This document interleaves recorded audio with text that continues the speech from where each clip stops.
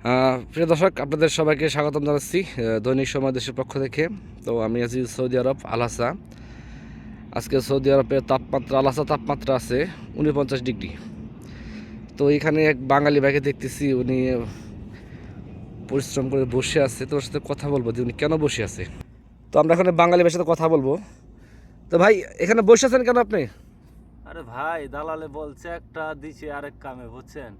এই জায়গায় যে গরম, রোদের তাপমাত্রা 10 মিনিট হাঁটলে মনে করেন পুরো ঘাম ছুটে জায়গা, রোদের শরীরের মধ্যে মনে করেন ঠোয়া পড়ে জায়গা, বুঝছেন?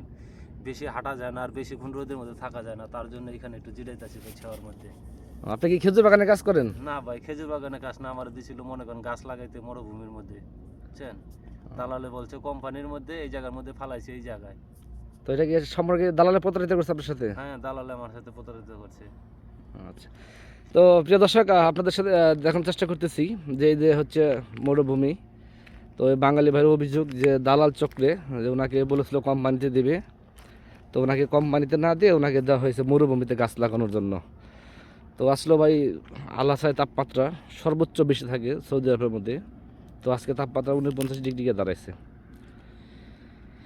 তো ধন্যবাদ সবাইকে দৈনিক সমাবেশের সাথে থাকার জন্য। আমি মোহাম্মদ সুয়েলনা, দাম্মাম রিপোর্টার।